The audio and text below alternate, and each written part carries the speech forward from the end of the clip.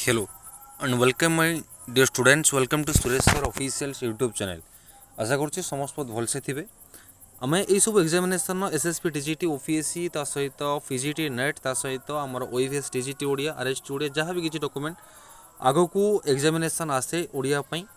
प्राच्य पाश्चात्य साहित्यर important topic रस रीति कंप्लीट करें ए क्लास आम गुण को कंप्लीटेड करवा पूरा briefly exam oriented point of view रे जहाँ भी इंपोर्टाट यही बात आपने कौन भी जिनस देखा पड़ोनी लास्ट पर्यटन देखिए description Telegram WhatsApp group link available अच्छी जॉइन हो चैनल को नथिले सब्सक्राइब करी पाखे बेल आइकन ऑन करी यदि आम सहित एसएसपी टीजीटी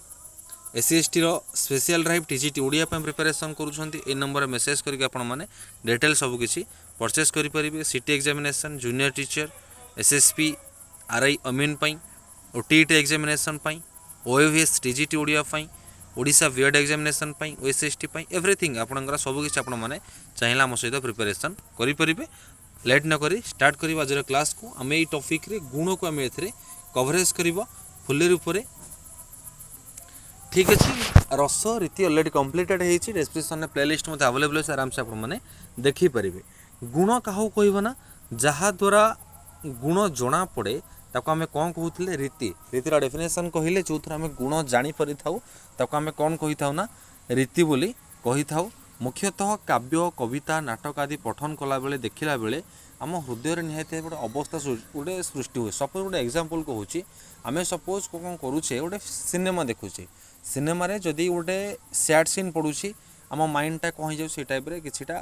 सैड मुड को पड़ोची जदि किसी रोमांटिक सीन पड़ुची रोमांटिक मुड को जाऊँगी जदि किसीटा अट्राक्टिव सीन पड़ुची जहाँ भी माने परिवेशटा जो टाइप सृष्टि होउची सेई टाइप आमर मुखरे से टाइप हृदय से टाइप भावना गोटे सृष्टि होउची ए टाइप तीनटा अवस्था सृष्टि होता है कौन कौन गोटे है द्रव्य भाव गोटे है विस्तार भाव आ गोटे है प्रसाद भाव प्रथम द्रव्य भाव कहले कौन बुझा जोटा माधुर्य गुण को बुझाए एवं वैधर्व्य रीति को बुझाई था रीति आम पढ़ी वैधर्व्य गौड़ी पांचाली लाटी चारि प्रकार गुण हूँ तीन प्रकार माधुर्य ओज प्रसाद तीन प्रकार गुण एठे वर्णना करा जायछि साहित्य कौन दृश्य बा चरित्र अध्ययन बेले मनरे जो श्रृंगार करुण अथवा शांतरस सृष्टि हुए ताहा हूँ द्रव्य भाव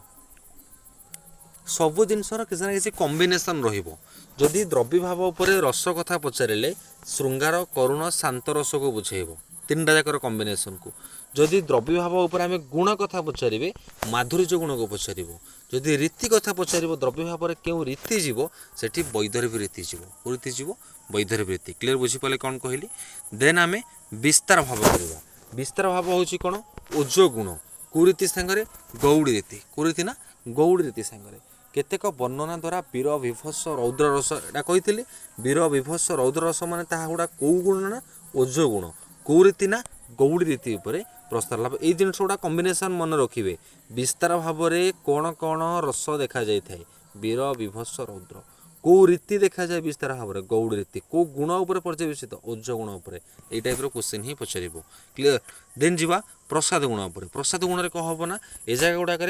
केतेक वर्णना अध्ययन द्वारा हास्य व बात्सल्य रस देखागले एटा आमको कौन कहना आम प्रसाद गुण बा प्रसाद भाव बोली कहवा कौन कहवा प्रसाद गुण बा प्रसाद भाव बोली कहवा ताले तीन प्रकार मुख्यतः गुण देखिले गोटे है कौन ना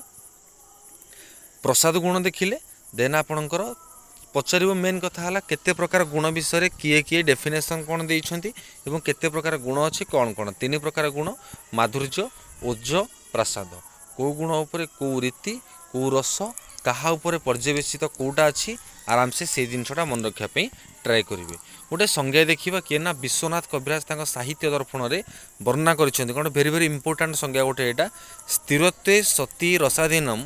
मास दुर्कष्टजनकम धर्मत्व गुणत्वम माने एथरे वर्णना करा जायछि कौन ना रसादीर स्थिर एवं साक्षात संबंधरे उत्कर्ष विधायक धर्म होउछि गुण डेफिनेशनटा भलसे बुझंतु गुण कहले आमे कौन बुझीबा ना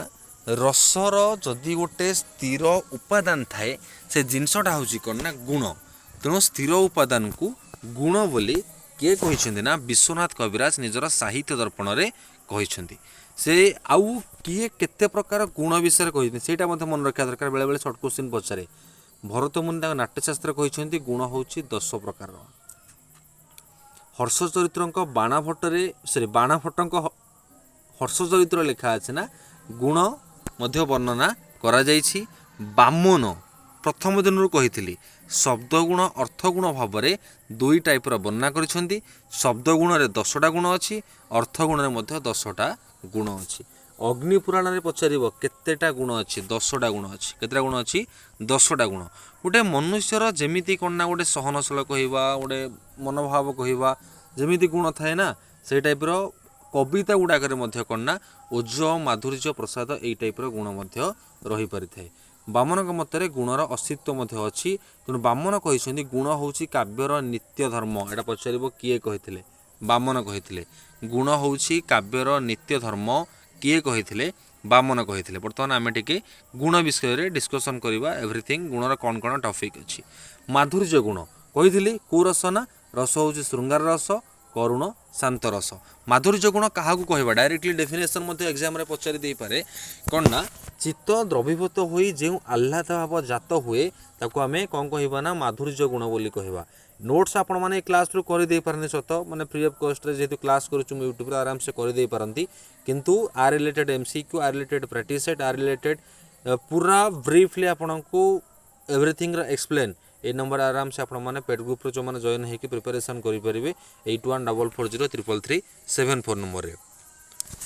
মমটঙ্গর মতরে এটা হচ্ছে গুণর ডেফিনেসন কারণ মাধুর্য গুণর যদি চিত্ত দ্রবীভূত হয়ে যে আহ্লাদ ভাবজাত হুয়ে গোটে পয়েন্ট খালি মনে রাখি আপনার সেটি ডিটেল এক্সপ্লেন করছেন কি করুনা সর্ট কোশ্চিন তেমন মনে রাখি মাধুর্য গুণ মানে আহ্লাদ ভাবজাত হলে মাধুর্য গুণ হয়ে থাকে এই পয়েন্টটা মনে রাখবে মমটঙ্গ মতরে মধুর ও রমণীয় বর্ণবিন্যাস মাধুর্য গুণর দত্তক পচারিব ডেফিনেসন এইটা মধুর ও রমণীয় বর্ণবিন্যাস মাধুর্য গুণর দৈত্যক বলি কিଏ କହିଥିଲେ ମମ୍ମଟ ତାଙ୍କ ବହି କ'ଣ